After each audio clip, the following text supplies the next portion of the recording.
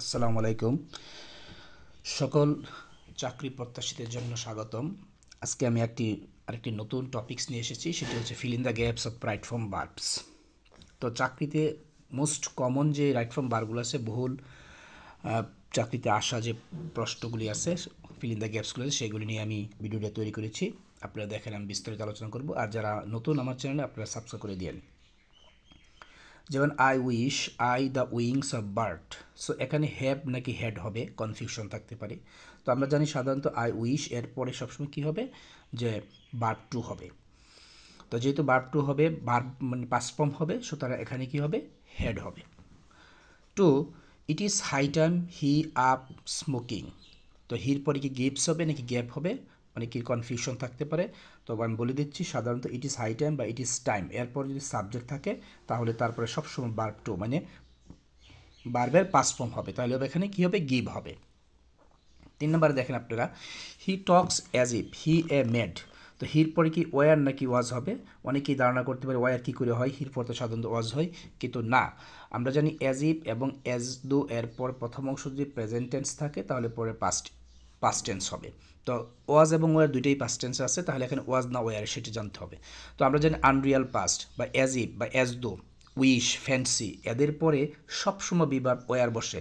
এদের পরে কখনো বিভার ওয়াজ হবে না, সাবজেক্ট যাই হোক, হি সি যাই হোক, ওয়ার হবে। তাহলে এখানে কী হবে, ওয়ার হবে।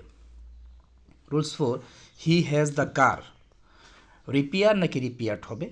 So have, has, had, get, got এরা যদি কখনো পজিটিভ ভার্ব হিসাবে বসে, পজিটিভ ভার্ব হলো যখন সাবজেক্ট নিজে কাজ না করে অন্য কারোর মধ্যে কাজটি করে নেই, তখন তাকে বলে পজিটিভ ভার্ব। সেক্ষেত্রে পজিটিভ ভার্বের পরে সবসময় ভার্ব থ্রি বসে। যেমন he has the car repair, সে গাড়িটি মেরামত করালো। সে কিন্তু গাড়ি নিজে মেরামত করে না, কারো দ্বারা মেরামত করিয়েছে, এই জন্য এটিকে বলা হয় পজিটিভ ভার্ব। 5 নম্বর দেখেন আপনারা, যে I went to market with a view to a book. Buy নাকি বাইং হবে।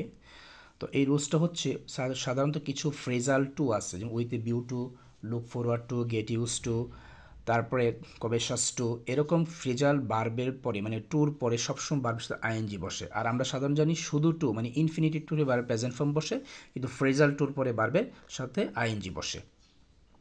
6 rule, study hard lest you. এখানে কি ডু নট ফেল হবে নাকি শুট হবে, এটি কনফিউশন। তো আমরা একটা রুলস জানি যে লেস্ট এরপরে সবসময় শুড অথবা মাইট বসে, আর লেস্ট নিজেই নেগেটিভ ওয়ার্ড, এরপরে কখনো নট বসে না। সুতরাং এখানে কি বসবে, শুড বসবে, ডু নট বসালে ভুল হবে। Rule 7, he eating rice for an hour. এখানে কি ইজ ইটিং নাকি হ্যাজ বিন ইটিং। এটি হচ্ছে, আমরা জানি যে সাধারণত সিন্স অথবা ফর এরপরে যে সময়ের কোনো উল্লেখ থাকে, তাহলে সেটি পারফেক্ট কন্টিনিউয়াস টেন্স হয়। তাহলে এখানে হবে হ্যাজ বিন, এখানে ইজ দিলে ভুল হবে। তাহলে he has been eating rice for an hour. Okay, তারপরে তো রুলসে যাই আমরা। রুলস 8 দিয়ে কী বলছে, he dash hmm before I came. এখানে কি হ্যাড রিস্ট নাকি রিস্ট হবে। এটা হচ্ছে একটা রুলস আছে, সাধারণত বিফোরের প্রথম অংশ পাস্ট পারফেক্ট, পরের অংশ পাস্ট ইন্ডিপেন্ডেন্স আমরা জানি, আর আফটারের প্রথম অংশ পাস্ট ইনডিফিনিট আর পরের অংশ পাস্ট পারফেক্ট হয়। সো যেহেতু এখানে বিফোর আছে, সুতরাং এখানে হবে হ্যাড রিস্ট। তারপরে 9 নম্বর, if he runs fast the price. তাহলে এখানে কি উইল গেট, এখানে হেড হয়ে গেছে, এটা বানানটা হবে গেট, উইল গেট নাকি গেটস হবে। তো আমরা জানি ইফযুক্ত সেন্টেন্সকে কন্ডিশনাল সেন্টেন্স বলা হয়। কন্ডিশনাল সেন্টেন্স তিন প্রকার হচ্ছে যে, ইফযুক্ত সেন্টেন্স যদি প্রেজেন্ট ইনডিফিনিট হয়, পরেরটা ফিউচার ইনডিফিনিট অথবা মে বা ক্যান হয়। আর ইফযুক্ত সেন্টেন্স যদি পাস্ট ইনডিফিনিট হয়, পরেরটা হয় পরেরটা সাবজেক্টের পরে উড, কুড, মাইট প্লাস বার হয়। আর ইফযুক্ত সেন্টেন্স যদি হয় পাস্ট পারফেক্ট টেন্স, তাহলে পরবর্তী সেন্টেন্স সাবজেক্টের পরে would have, could have, might have plus বার থ্রি হবে। আর যেহেতু এটা প্রেজেন্ট ইনডিফিনিট টেন্স আছে, এটা ফার্স্ট কন্ডিশন, তার মানে পরবর্তী সেন্টেন্সটা ফিউচার ইনডিফিনিট টেন্স হবে। তাহলে এখন হবে যে উইল গেটটা এখানে অ্যাপ্রোপ্রিয়েট। এরপর 10 নম্বর রুলস দেখি, while they play it rain. এখানে কি আচ্ছা, একটা জিনিস ভুল হয়ে গেছে, এখানে ওয়াজ না ওয়ার হওয়ার কথা ছিল।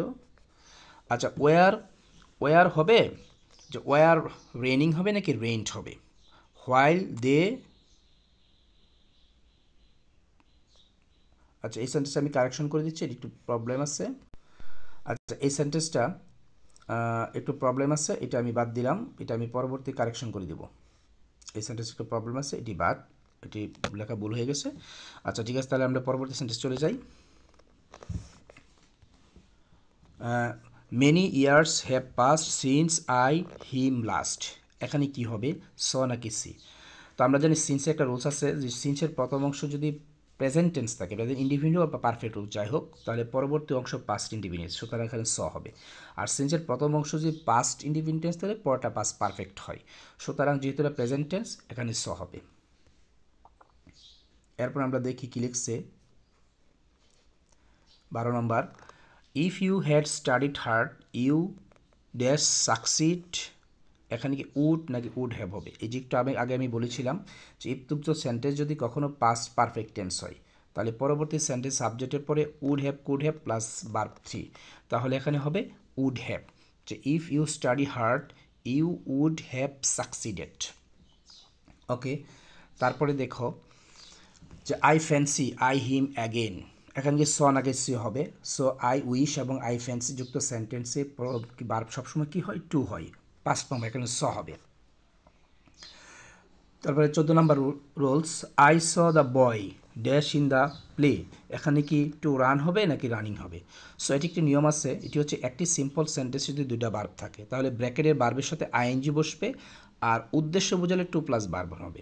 আর যেহেতু এখানে I saw the boy playing in the field, আমি ছেলেটাকে মাঠে খেলতে দেখছি, এটা কোনো উদ্দেশ্য বোঝায়নি, সুতরাং এখানে কী হবে, এই সেন্টেন্সটা অবশ্যই রানিং হবে, যে আমি ছেলেটাকে মাঠে দৌড়াতে দেখছি, কোনো উদ্দেশ্য নয়। 15 নম্বর দেখো, the legs of the table dash broken. So এখানে কি যে টেবিল অনুযায়ী ভার্ব হবে নাকি লেগস অনুযায়ী হবে, এটা কনফিউশন, ইজ নার হবে। এটি হচ্ছে যদি অফ দিয়ে কখনো দুইটা নাউন থাকে তাহলে অফের আগেরটা অনুযায়ী সবসময় ভার্ব বসাতে হবে, যে অফের আগেরটা যেহেতু প্লুরাল আছে এখানে কি হবে, আর হবে। 16-এ যাই আমরা, the rich not always happy, is নাকি আর? সো এটি একটি খুবই ইম্পর্টেন্ট রুলস। রিচ আমরা জানি অ্যাডজেক্টিভ, তো যদি কখনো অ্যাডজেক্টিভ পূর্বে দি বসে এবং তার পূর্বে ভার্ব বসে তখন ওই অ্যাডজেক্টিভটা প্লোরাল কমন নাউন হয়ে যায়, একটা জাতিকে বোঝায়। এখানে দ্য রিচ বলতে ধনীদেরকে বোঝানো হয়েছে, সুতরাং যেহেতু প্লোরাল কমন নাউন সুতরাং তার পূর্বে কী বসবে, আর বসবে। 17 নম্বর, you could not help, you could not help for the family. এখানে কি আর্নড নাকি আর্নিং দিব আমি? এটা হচ্ছে রুলস, ক্যান নট হেল্প এবং কুড নট হেল্পের পরে ভার্বের সাথে আইএনজি হবে, হবে এখানে আর্নিং। 18 দেখো, the earth round the sun, অবশ্যই এখানে মুভস হবে কারণ এর চিরন্তন সত্য, চিরন্তন সত্য বাক্য সবসময় প্রেজেন্ট ইনটেন্স হয় এবং সাদের থার্ড পারসন সিঙ্গুলার না বলে ভার্বের সাথে এসবিএস হয়।